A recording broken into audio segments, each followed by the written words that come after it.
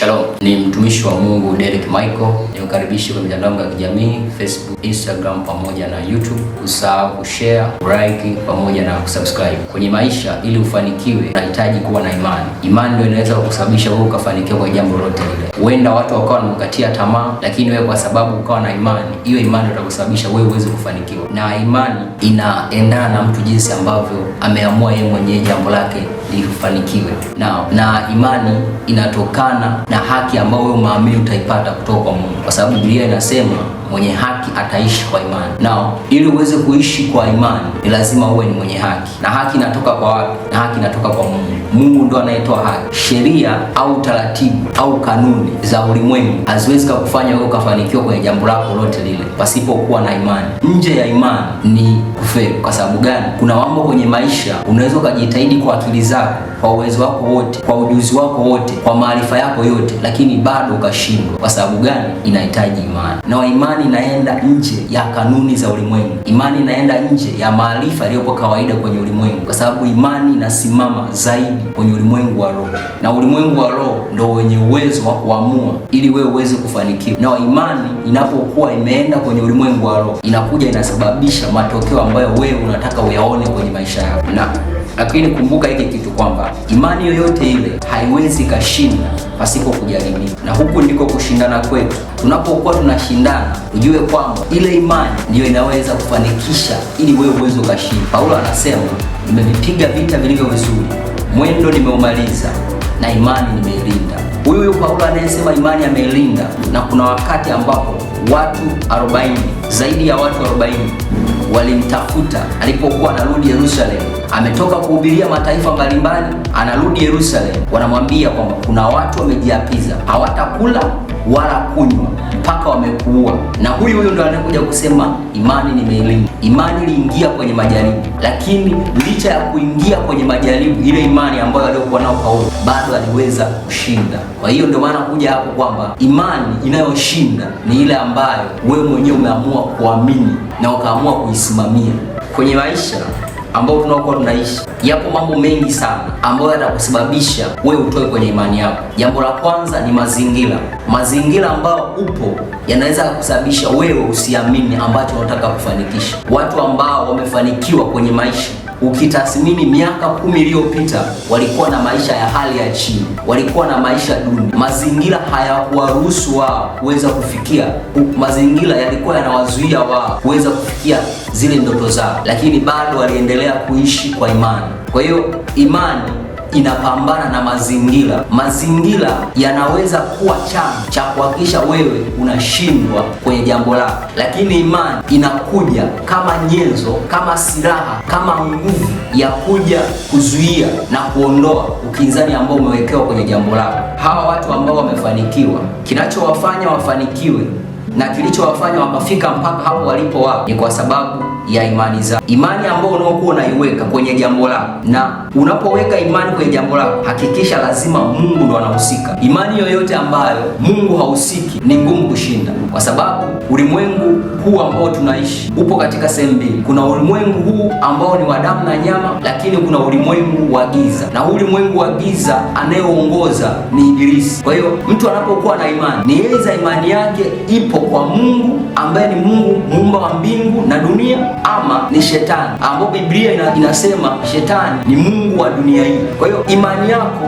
ni yeza iwe imeegemea upande wa shetani ama iwe imeegemea upande wa Mungu, ili uweze wewe kufanikiwa kwenye jambo lako. Unaweza ukaona ni mtu tajiri, amefanikiwa, ana maisha mazuri, lakini usielewe imani yake ameiweka kwenye jambo gani. Unakuta ni tajiri mkubwa, ni mtu celebrity mkubwa, ni mtu maarufu sana, amefanikiwa, lakini mafanikio yake yamejikita kutokana na imani aliyoiweka kwenye ulimwengu wa giza. Kuna watu wanaabudu ng'ombe, kuna watu wanaabudu miungu watu, kuna watu wanaabudu mashetani ili tu kwamba waweze kufanikisha mambo yao. Lakini wewe unapokuwa unataka kufanikiwa kwenye jambo lako lolote lile na hautaki kuwa kwenye upande wa giza, ni lazima imani yako uiweke kwenye upande wa Mungu, upande ambao Mungu anaotawala. Ndio hapo utakapokuwa mwenye haki, kwa sababu imani yako umeweka kwa Mungu. Na kama imani yako utakuwa kwamba unasema sitaki kufungamana na upande wote ule, kwamba nitafanya kwa ujuzi wangu mimi mwenyewe, nitafanya kwa akili yangu mimi mwenyewe, itakuwa ni vigumu sana kuweza kufanikiwa, kwa sababu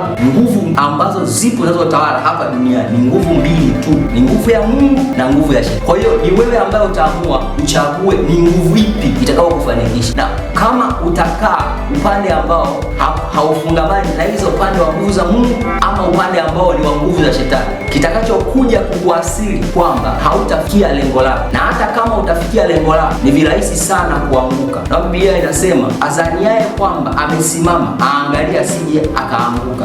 Unaweza ukaendesha biashara yako, biashara ikafanya vizuri, ukawa na mafanikio, lakini baada ya muda fulani unaweza ukaja ukaanguka kabisa na ukasahaulika kabisa. Kuna watu walikuwa ni mabilionea, kuna watu ambao walikuwa wana utajiri mkubwa wa kupindukia, lakini leo hii ukiwaangalia hawana hata kitu chochote kile, yaani mpaka hata pesa ya kula imekuwa ni shida. Lakini walikuwa wanatembelea kwenye magari makali, kwenye V8, kwenye Range, magari mbalimbali ambayo ni makubwa na magari ambayo ni ya thamani kubwa, lakini leo hii hawana kitu chochote. Kwa sababu gani? Ukiangalia imani zao waliziweka kwenye nini? Imani yako ambayo unaoiweka kwenye nguvu ya Mungu ama kwenye nguvu ya Shetani ndio itakayo kufanya wewe upate matokeo ambayo unaokuona. Kwa hiyo matokeo ambayo tunaokuwa tunataka kwenye maisha ya kwetu yanajengwa na imani ambayo tunaokuwa tunaweka sisi kwenye nguvu hizi. Na kama utaamua wewe mwenyewe kwamba nitakaa upande wa Shetani, basi utaamua kuwa umefuata kanuni ambazo zipo kwenye upande wa Shetani. Lakini mwisho wa siku ujue kwamba Mungu ndio anayetawala, Mungu ndio mkuu wa vyote, na Mungu ndio aliyemfinyanga mwanadamu, na Mungu ndio mwenye uwezo wa kutoa uhai wa mtu na kuweka uhai wa mtu. Mungu ndio aliyepumzia pumzi kwenye mwili wa binadamu akawa nafsi hai, na ndio huyo Mungu anaweza akaiondoa nafsi kutoka kwa mtu. Kwa hiyo ukiamua kwamba umekaa upande ambao haufungamani na Mungu, uwe na uhakika kwamba mwenye roho yake ambaye ni Mungu, mwenye nafsi yake, siku akitaka kutoka kwako ataichukua. Je, kuna faida gani ya wewe ukafungamana na upande ambao sio wa Mungu, alafu mwisho wa siku roho yako ikawa imepotea? Roho yako ikipotea, hauwezi tena ukapata nafasi ya kurudi kwa Mungu. Kwa sababu gani? Ulipokuwa hapa kwenye maisha ya kawaida, Mungu alikupa nafasi, lakini hiyo nafasi wewe ukashindwa kuitumia vizuri. Hivyo ni vyema na inatakiwa imani yako uijenge kwa Mungu, na imani haijengi kwenye vitu. Imani haijengi kwenye vitu alivyonavyo mtu. Imani haijengi kwenye heshima alionayo mtu. Imani haijengi kwenye sifa alizonazo mtu. Imani haijengi kwenye vyeo alivyonavyo mtu. Kwa sababu gani? Vitu vyote hivi huwa ni vya kupita, lakini Mungu yupo leo, alikuwepo jana, atakuwepo kesho, atakuwepo na hata milele, na nguvu zake zipo kila siku na hajawahi kupungukiwa na wala hatawahi kupungukiwa na Mungu. Mungu ndiyo anayeshinda. Uwezo na nguvu uko pamoja na yeye. Uwezo wa kushindisha wewe, uwezo wa wewe Mungu kupa ili upate utajiri uko mikononi mwa Mungu. Imani yako ukiweka kwa Mungu, Mungu atakupa kila chochote ambacho unachokuwa unakitaka. Unaenda kwa imani na si kwa kuona. Jambo lolote lile ambalo unataka uliendee kwenye maisha yako, na ili uweze kufanikiwa linahitaji wewe uenende kwa imani, wala linahitaji wewe uenende kwa kuona, kwa kuangalia vitu ambavyo ulivyo navyo. Umeamini kwamba utafanikiwa kutokana na imani yako uliyoweka kwa Mungu.